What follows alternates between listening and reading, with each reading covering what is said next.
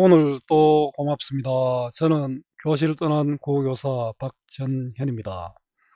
자, 신경림 시인의 폐촌행입니다. 자, 폐촌은 버려진 마을입니다. 버려진 마을에 다녀온 이야기죠. 자, 사람들 사라진 광산 마을 풍경을 보여줍니다. 도움되는 자료 만들어 보겠습니다. 구독, 공감 부탁합니다. 자, 사람들 사라진 광산 마을 풍경, 잃어버린 고향에서 느끼는 허전함, 쓸쓸함, 신경림 폐촌행 해석. 광산이 있는 고향을 찾았습니다.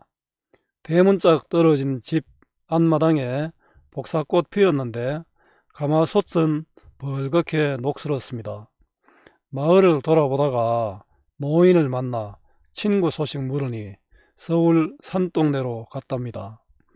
자, 담담한 어조로 전달하고 있는데요.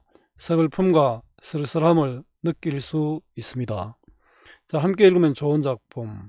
김관식 폐가의 부처. 폐가는 무너진 집이죠. 무너진 집을 보고 쓴 시고요. 유한진 빨래꽃은 고향 농촌 마을에 사람이 없는데 빨래가 널린 것을 보고 너무 반가웠다는 그런 내용입니다. 자, 신경림 농무는 농촌의 피폐함을 담고 있는 시죠. 자, 이런 시들 함께 읽어보면 좋겠습니다. 시를 읽을 때 중요한 것은 시 자체를 이해하는 것입니다. 문제 답 찾는 게 아닙니다.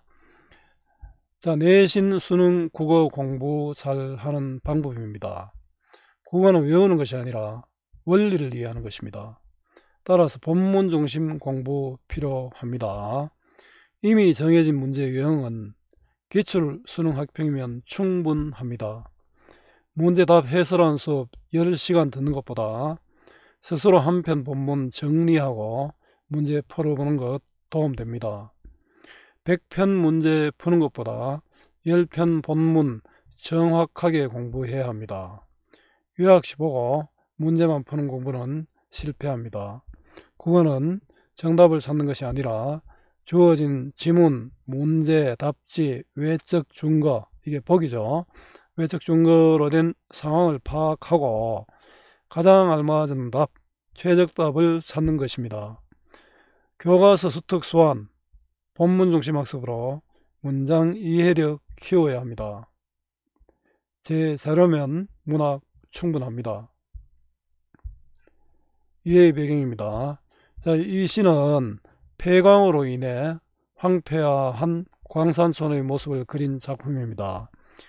여기저기 빈집들이 있는 쓸쓸한 마을을 둘러본 화자는 그 전경을 담담히 묘사한 뒤 마을에 남아있는 노인에게서 들은 옛 동무들의 근황을 제시하고 있습니다.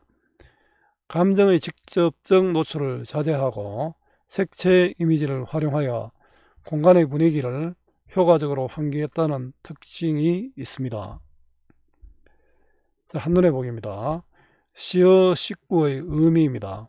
폐촌행, 자, 황폐해진 마을을 가다, 버려진 마을을 가다는 그런 뜻입니다. 폐촌을 나타내는 시어는 대문짝, 가마솥, 북바다, 가계부와 편지, 빈집, 폐강 이런 등의 시어들이 있습니다. 자, 사회적 배경입니다. 과거 우리 사회의 산업화 도시와 근대화는 농산어촌의 쇠락 과정과 맞물려 있었습니다. 산업구조의 재편으로 제조업과 서비스업 등의 각광을 받게 되면서 사람들은 향촌을, 그 시골이죠, 시골을 떠나 도시로 몰려갔으며 그중 다수는 도시의 변두리에 정착하여 빈민층을 형성하였습니다. 지금도 이렇죠.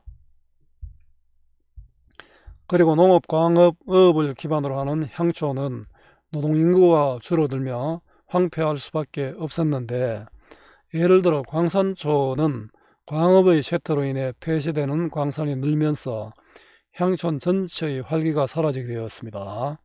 농촌의 경우 새마을운동 같은 국책사업을 통해 생산 증대와 향촌 발전을 꾀하기도 했으나 그 효과가 영속적일 수는 없었습니다. 지금 농촌이 사라진다 이런 이야기를 많이 듣고 있잖아요. 자, 작품 읽기는 넘어가겠습니다. 자, 감상하기입니다. 떨어져 나간 대문짝. 이건 폐가 버려진 집의 모습입니다. 사람이 있으면 대문짝이 온전하게 있겠죠. 앞마당에 복사꽃이 팔갛다. 대문짝은 떨어졌는데 복사꽃이 팔갛게 피었습니다. 이 대조를 통해서 어떻습니까? 좀 더 쓸쓸한 그런 분위기죠. 계절적 배경을 환기하는 자연물, 요 복사꽃이잖아요. 자, 이 복사꽃이 빨갛잖아요. 이 빨간색 시각적 이미지로 자연물의 생명력을 보여줍니다. 자, 복사꽃과 대문짝의 대비를 통해서 화자의 서글픔과 쓸쓸함을 드러내고 있습니다. 가마솥이 그냥 걸려 있었다. 가마솥, 이제 쓸모없는 것들이죠. 사람이 없으니까. 벌겋게 녹이 슬어 있었다. 자, 이거는 가마솥이 걸려있는데 녹이 슬어 있었다는 건 쓴 사람이 없다. 밥을 지은 지가 오래되었다. 사람이 살지 않는 폐가다라는 겁니다. 요 빨갛다하고, 빨갛다는 앞에 생명력이잖아요. 이 벌겋다는 폐의 상황입니다. 폐촌이 된 마을의 어느 빈집 앞마당입니다. 이걸 통해서 황폐해진 폐촌의 모습을 보여줍니다. 잡초가 우거진 부엌바닥에, 자, 이거는 폐촌의 모습이죠. 부엌바닥도 잡초가 막 자라 있습니다. 아무렇게나 버려진 가계부엔 콩나물갑과 친정 어머니한테 쓰다만, 자, 이건 편지죠. 쓰다만 편지. 자, 힘들게 살았던 흔적들입니다. 요거 쓰다만 편지 바로 옆에 쓰면 되잖아요. 근데 굳이 줄을 바꾸었습니다. 행각을침으로 주의를 집중하게 합니다. 자, 빈집의 부엌바닥에 아무렇게나 버려진 가계부와 편지. 자, 황폐해진 폐촌의 모습입니다. 빈집 서너너듯 더듬다가, 자, 폐가가 한 집이 아니다, 그죠? 버려진 집이 여러 집임을 보여줍니다. 폐강 올라가는 길에서 한 늙은이를 만났다. 폐강은 문 닫은 광산이죠. 자, 문 닫은 광산 마을에 남아있는 노인이 바로 한 늙은입니다. 자, 이 늙은이는 화자가 궁금해하는 것을 해결해 줍니다. 그래, 화자의 궁금한 정보를 전달하고 있습니다. 동무들 소식물으니, 동무는 화자의 친구들이죠. 추억 그리움의 대상입니다. 그러나 만나지 못했습니다. 그래서 더 쓸쓸하게 느껴지겠죠. 서울대 사는 데서 멀지 않는, 화자가 서울에 사는데 내가 사는 서울에서 멀지 않는, 서울은 생계를 위해 아마 찾아갔을 겁니다. 광산도 사라지고 이러니까 먹고 살기가 어렵잖아요. 산동네 이름 두 곳 된다. 산동네, 가난한 사람들이 모여 사는 산비탈 마을. 자, 고향을 떠나서도 제대로 살기 어려운 친구들입니다. 이 친구들만 아니다. 당시에 이제 광산촌이나 농촌의 사람들이 도시로 가서 참 힘들게 살았겠죠. 자, 어느 노인에게서 전해 들은 옛 동무들의 소식입니다. 자, 정리해 보겠습니다. 갈래는 자유로운 형식의 자유시, 개인의 마음을 담은 서정시, 운문으로 된 운문시입니다. 자유시 반대가 정형시죠. 서정시 반대가 서사시, 운문시 반대는 산문시입니다. 슬프죠. 예상적이고 또 사실적이고 객관적이고 자기의 감정을 표출하는 게 아니라 담담히 전달하고 있죠.